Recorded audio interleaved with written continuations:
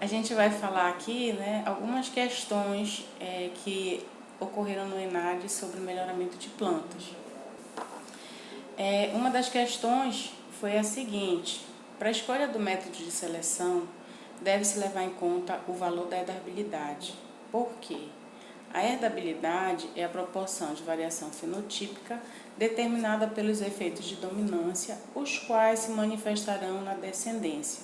A esse respeito, pode-se concluir que, antes da gente ver as alternativas, a gente vai relembrar primeiro o que vem a ser o método de seleção e relembrar um pouco do que vem a ser também a herdabilidade.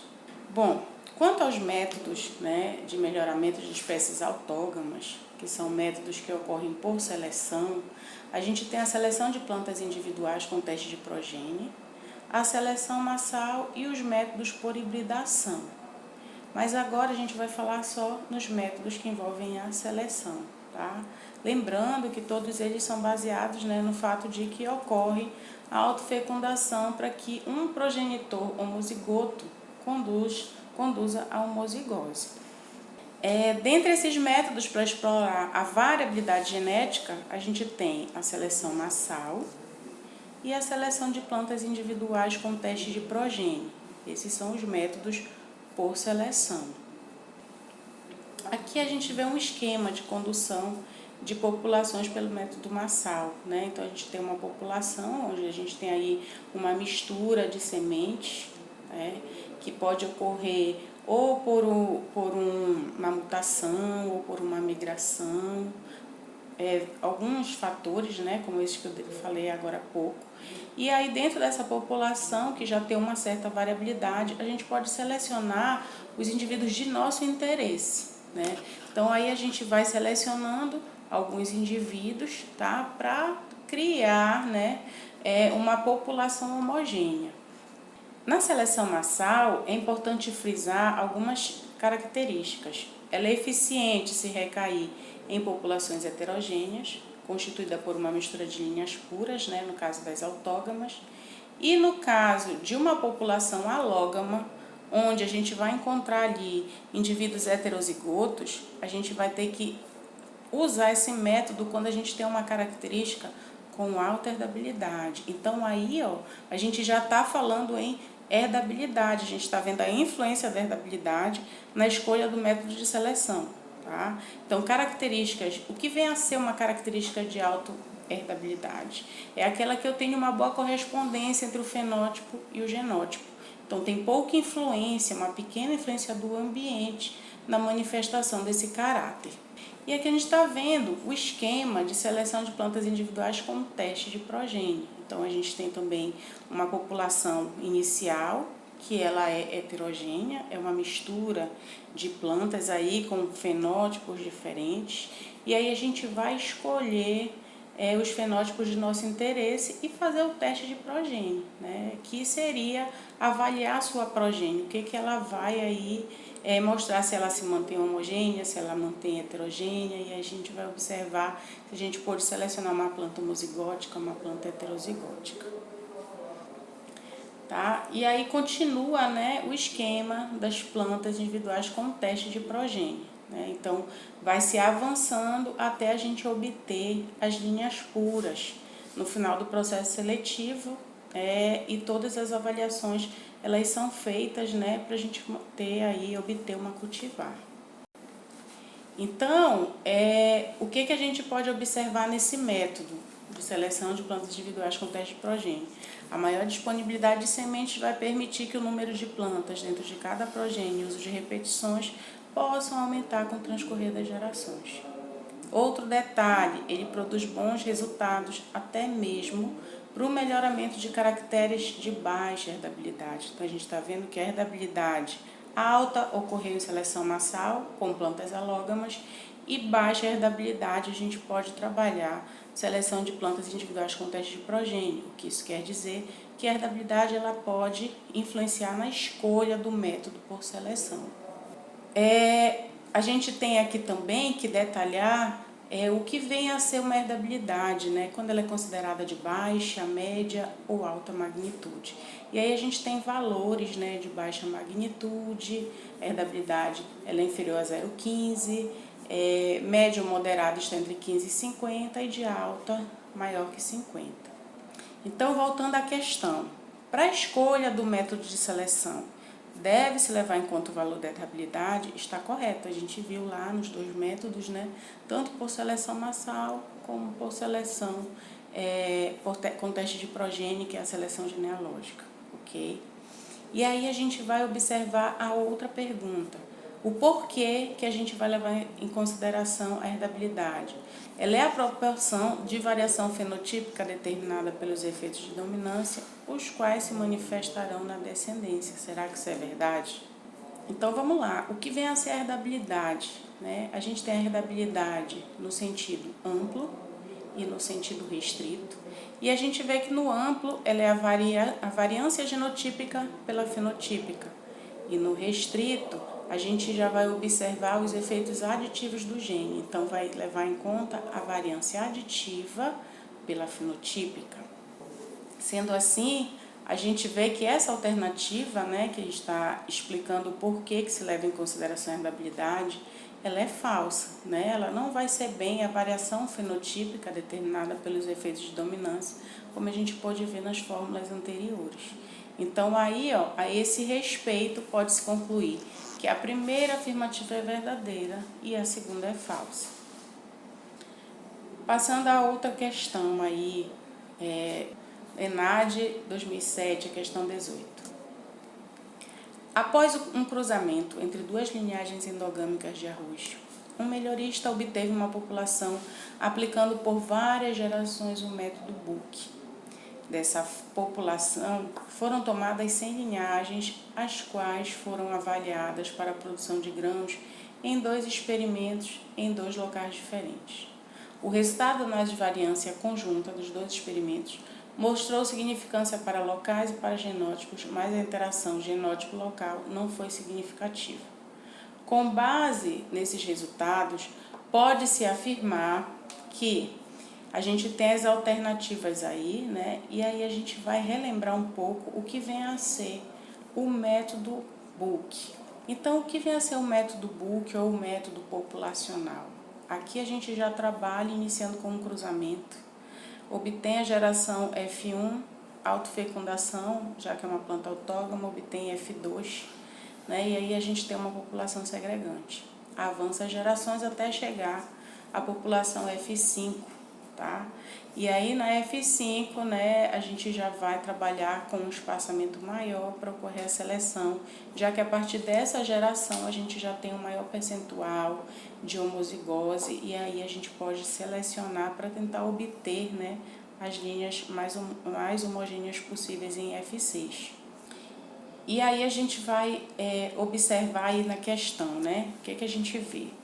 Com base nos resultados, podemos afirmar que, letra A, não é viável fazer seleção entre as linhagens, uma vez que houve diferença significativa entre os genótipos. Bom, a gente que trabalha com melhoramento, que sabe já que para ocorrer seleção, a gente tem que ter diferença significativa, né? Então, ela está incorreta esse não aí, tá? Letra B. A seleção deve ser feita levando em conta as médias gerais dos genótipos nos 2 locais, já que a interação genótipo-local não foi significativa. Então, o que a gente vai ver aí? Já que ela não foi significativa, né? E aí a gente tem médias gerais dos genótipos, aí sim a gente vai selecionar. Então, tá ok a questão. Tá? Na letra C, a herdabilidade deve ser nula, já que a interação genótipo-ambiente não foi significativa. A gente não pode concluir isso daí, tá? Já que não teve interação, não houve herdabilidade. Vai haver sim, tem vários outros efeitos. Voltando à letra D aí, as linhagens selecionadas devem ser diferentes nos 2 locais, já que houve significância para o genótipo. Não tem nada a ver falar aí diferentes, tá? O genótipo ele pode se expressar de diferentes formas, né, diferentes ambientes. E a E, o resultado é inesperado, pois aplicando o método Book não seria possível obter as linhagens com genótipos diferentes, né? Pode-se obter linhagens com genótipos diferentes. Questão número 15, ENAD 2010. O milho híbrido contém a segurança de uma patente, visto que a reserva de obtenção está assegurada pela capacidade de combinação das linhagens endogâmicas obtida pelos seus detentores. Em relação aos tipos de híbridos de milho e seus processos de obtenção, analise as seguintes afirmativas. Primeiro, o híbrido simples é o mais produtivo, contudo, suas sementes são obtidas a partir de linhagens endogâmicas de baixa produtividade. 2. Híbridos modificados têm um custo de produção de sementes barateado por serem obtidos a partir de linhagens revigoradas, sendo estas obtidas a partir do cruzamento entre linhagens estreitamente aparentadas. 3. Os números mínimos de linhagens endogâmicas distintas necessárias para a composição de híbridos simples, duplos e triplos são respectivamente iguais a 2, 3 e 4. E 4. A escolha de uma linhagem como polinizadora ou receptora de pólen não altera a produtividade do híbrido, todavia contribui para o aumento do número de sementes híbridas. É correto afirmar apenas o que se afirma em qual dessas alternativas é a correta. Antes disso, vamos lembrar um pouquinho, né, de como é obtido o milho híbrido. Com relação à produtividade, né, a gente observa aí nessa tabela que as variedades, os híbridos, a gente tem híbrido simples, híbrido duplo e as variedades de polinização aberta. E a gente pode perceber aí, né, que o híbrido simples, ele produziu muito mais do que o híbrido duplo e a variedade de polinização aberta, ok? Então, com isso, a gente pode retomar lá a questão. A afirmativa número 1. O híbrido simples é o mais produtivo. Contudo, suas sementes são obtidas a partir de linhagens endogâmicas de baixa produtividade. Então, isso aí está correto, né? Quanto à questão do híbrido simples ser o mais produtivo. O que vem a ser um híbrido simples, um híbrido triplo, né? Então, olha só, o híbrido simples modificado, eu vou ter aí, olha, um cruzamento que vai ocorrer entre um progenitor feminino, tá? E um masculino. O progenitor feminino é um híbrido entre duas linhagens irmãs e o progenitor masculino uma outra linhagem que não seja não aparentada. Quando a gente tem um híbrido triplo modificado, tá? O parental feminino é um híbrido simples e o masculino é formado por duas progênies afins da mesma linhagem. A gente vê aí a segunda afirmativa. Híbridos modificados têm um custo de produção de sementes barateados por serem obtidas a partir de linhagens revigoradas, sendo estas obtidas a partir do cruzamento entre linhagens estreitamente aparentadas, né? Então, a gente vê que está correto conforme a gente viu anteriormente.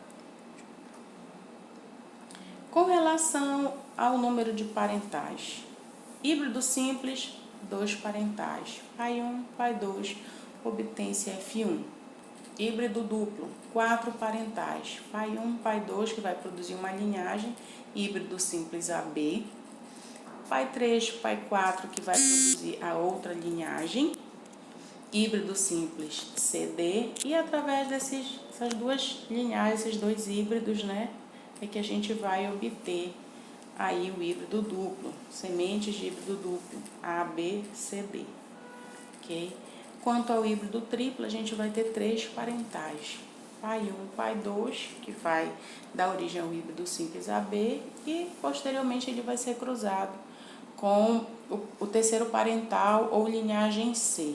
Então, a gente vai observar a alternativa número 3, os números mínimos de linhagens endogâmicas distintas necessárias para a composição de híbrido simples, duplo e triplo são respectivamente iguais a 2, para duplo 4 e para triplo 3. Então, está errado porque houve uma inversão aí, né? A gente está vendo 3 e 4. Então, essa alternativa ela está errada. A quarta alternativa, A escolha de uma linhagem como polinizadora ou receptora de pólen não altera a produtividade do híbrido. Todavia, contribui para o aumento do número de sementes híbridas. Então, é uma alternativa também correta, tá? Porém, o que a gente pode observar? Ela obter um número maior de sementes. Isso aí tem a ver com boa receptora de pólen, bom doador, ok? Então, com isso, a alternativa correta aí a gente tem 1, 2 e 4, que seria a letra D.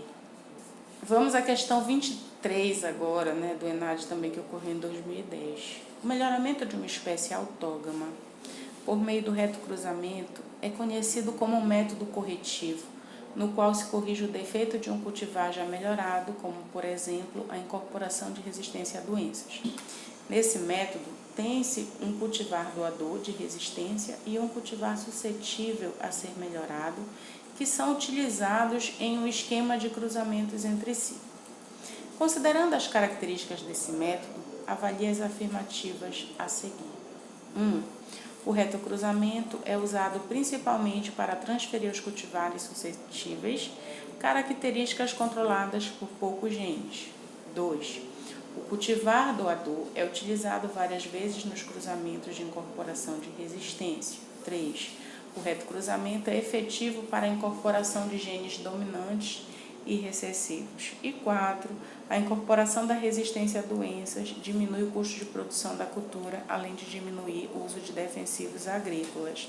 É correto apenas o que se afirma em qual dessas alternativas. Primeiro, a gente tem que relembrar um pouquinho do que vem a ser o retocruzamento.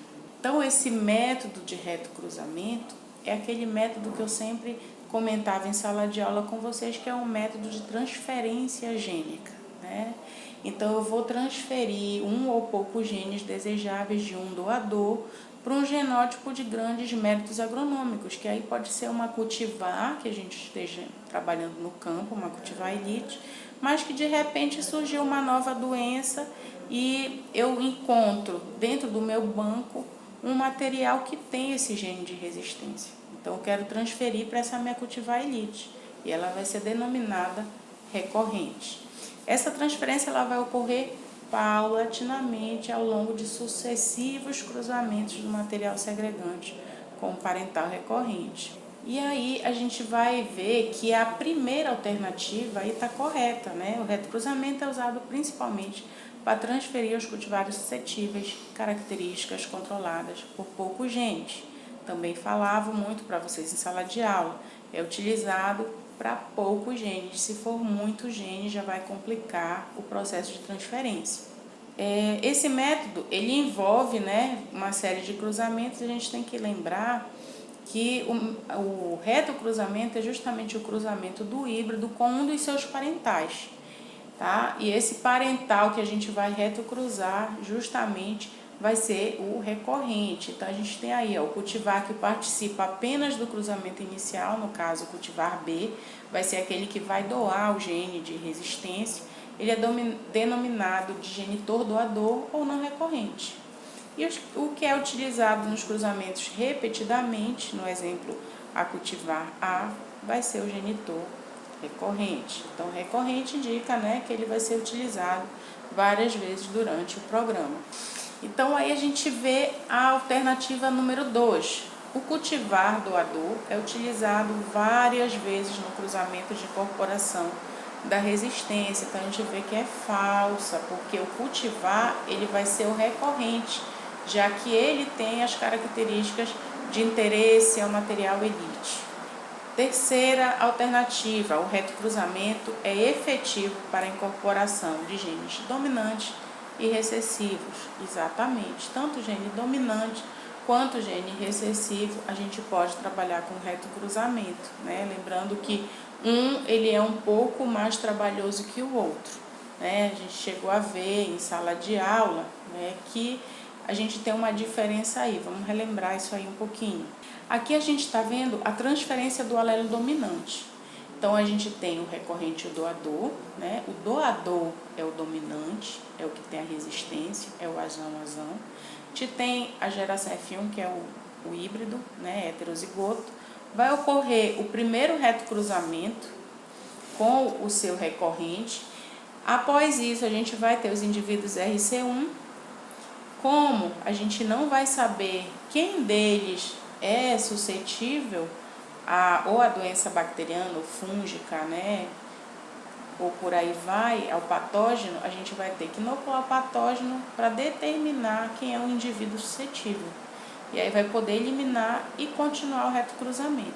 E aí a gente vai até a quarta, né, geração de reto cruzamento, onde a gente já vai ter uma proporção maior do recorrente e já vai estar inserido ali o gene do doador, né, o gene de resistência. Aí uma geração de autofecundação e aí a gente vai ter a nova versão da cultivar. Já a transferência do alelo recessivo, ela já vai ser um pouquinho trabalhosa em relação ao dominante, tá?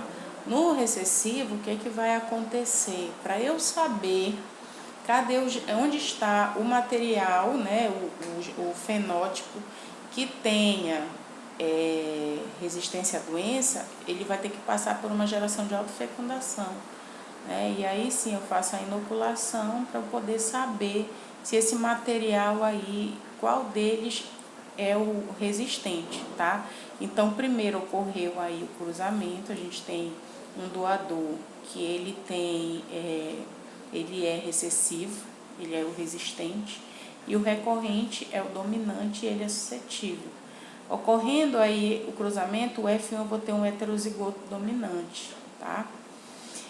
Vai ocorrer o primeiro reto cruzamento, a gente vai ter os indivíduos RC1, e se no caso aí a gente fosse fazer a inoculação do patógeno, iria encerrar por aí o trabalho, né? Então, para a gente observar onde está o genótipo que tem resistência, ele vai ter que ser elevado a uma geração de autofecundação.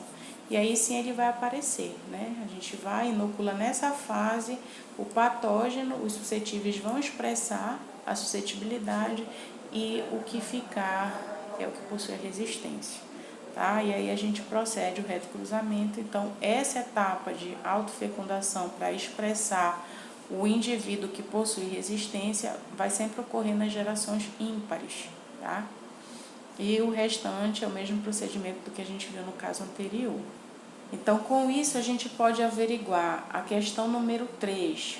O reto cruzamento ele é efetivo para a incorporação tanto de gene dominante como de gene recessivo, está correta. Número 4. A incorporação de resistência à doença diminui o custo de produção da cultura, além de diminuir o uso de defensivos agrícolas. Então, a gente não vai ter gasto, né, com defensivos e tudo mais. Então, está correta aí, tá?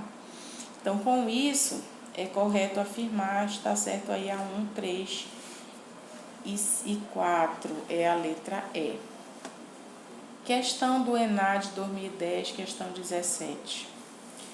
A maioria dos plantios de bananeira é feito com mudas de brotos laterais de plantas adultas. No entanto, esse sistema convencional pode comprometer a qualidade fitossanitária das mudas, uma vez que muitas doenças podem ser disseminadas, reduzindo os ganhos com a cultura.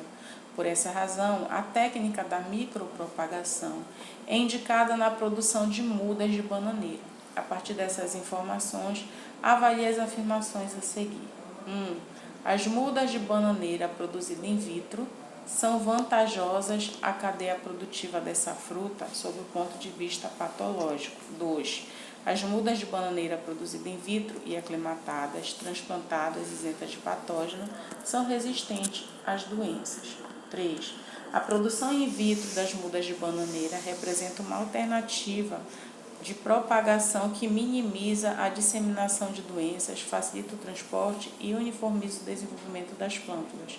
E 4. A produção de mudas de bananeira por micropropagação é superior à que se obtém por meio dos métodos de propagação vegetativa, considerando-se o tempo de obtenção das mudas e a quantidade produzida.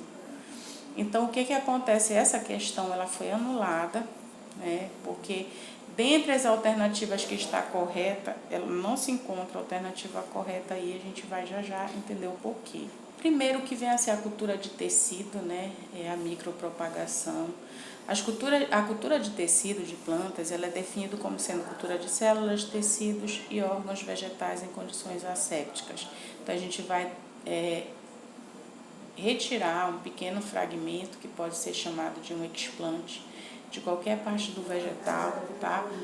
Raiz, folha, meristema, até mesmo uma semente, dependendo, né, do sistema reprodutivo da espécie, e utilizar em meio de cultura apropriado, né, com toda a asepsia, que a gente vai poder multiplicar esse material. Entre esses explantes, por exemplo, também pode ser um rizoma, o rizoma da bananeira. Então aqui a gente tem uma figura para ilustrar, né? Eu tenho uma planta matriz e dessa planta eu posso selecionar um explante, como eu falei há pouco, é um explante meristemático, ou de uma folha, né? Ou da raiz, e por aí vai.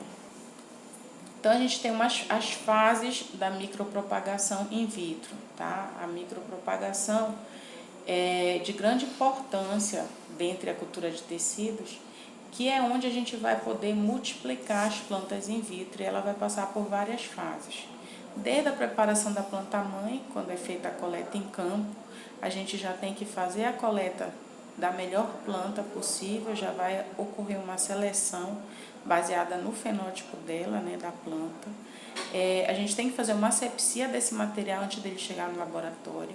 Quando chega no laboratório, quando vai entrar na fase in vitro, a gente passa por outra asepsia, estabelecimento, multiplicação, até mesmo chegar, né, alongamento, indução radicular, até chegar à aclimatação. Cada fase dessa daí, eu vou estar selecionando material sadio. Então, se eu tenho um material que ele está contaminando, ele não passa para a fase seguinte. Então, aí já está tendo uma seleção de material sadio. Então, a primeira alternativa, as mudas de bananeira produzidas in vitro são vantajosas à cadeia produtiva dessa fruta sob o ponto de vista patológico, né?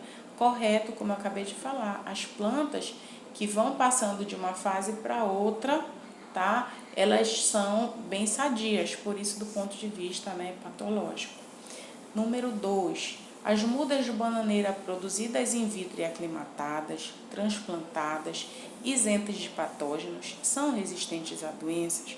Aí é falso. Por que é falso? Não quer dizer que é uma planta sadia que ela seja resistente à doença, né? Ela pode até estar sadia sem nenhum patógeno, mas no campo ela pode ser contaminada sim, tá? Então não quer dizer que porque ela passou pelo processo de multiplicação in vitro que ela vai ser resistente, tá? Ela pode muito bem ser multiplicada in vitro, mas ela não tem resistência para determinadas doenças. Terceiro, a produção in vitro das mudas de bananeira representa uma alternativa de propagação que minimiza a disseminação de doenças, facilita o transporte e uniformiza o desenvolvimento de plântulas. Também correto, tá? Então, eu vou minimizar a disseminação, porque como eu mostrei e falei há pouco, eu vou estar, em cada etapa, eu vou estar selecionando as sadias, o que aparecer com contaminação, ela já é eliminada no meio do caminho, então está correto, tá? A quarta alternativa, a produção de mudas de bananeira por micropropagação é superior à que se obtém por meio dos métodos de propagação vegetativa, considerando-se o tempo de obtenção das mudas e a quantidade produzida. Também está correto, tá? A gente vai observar que o sistema de propagação convencional, ele é lento. O rendimento dele é de 10 a 30 mudas num período de 12 meses, enquanto que na micropropagação o rendimento é de 150 a 300 mudas por matriz num período de 6 a 8 meses. Então, realmente, a questão está correta, a multiplicação in vitro é em larga escala e o rendimento é muito maior. Então, com isso, né, essa questão, quais são as alternativas corretas? 1, 3 e 4. Como não tinha nenhuma dessas alternativas, por isso essa questão aí ela foi anulada. Vamos à questão 27. do ENAD. Aqui a gente fala no melhoramento participativo, tá? O melhoramento genético participativo, o MGP, um componente do manejo da diversidade genética, começou a ser delineado no início dos anos 80, de 1980, e apresenta como ingrediente fundamental a inclusão sistemática dos conhecimentos, habilidades, experiências, práticas e preferências do agricultor. Tá? Então, a gente tem um texto aí, né, extraído do autor Machado e colaboradores, tá? E aí vem nesse contexto algumas metas do melhoramento genético participativo. Antes da gente ver cada um, vamos observar um pouquinho sobre essas metas. O melhoramento genético participativo, ele possui múltiplos objetivos, tá? Sendo esses mais amplos que aqueles que regem o melhoramento formal, tá? O melhoramento dentro de uma instituição pública, né, como universidades, instituições de pesquisa, como a Embrapa, tá? Então, o objetivo dele, né, ele é um pouco mais amplo. Quais são as metas desse melhoramento genético participativo? Ganho de produtividade, conservação e promoção do aumento da biodiversidade. Por que isso acontece? Porque eles vão estar conservando aquele material genético que eles trabalham ao longo das gerações, o tradicionalismo, tá? Obtenção e uso de germoplasma de adaptação local. Eles estão usando o germoplasma que é deles, que foi adaptado, né? Então, eles estão aí também conservando esse material.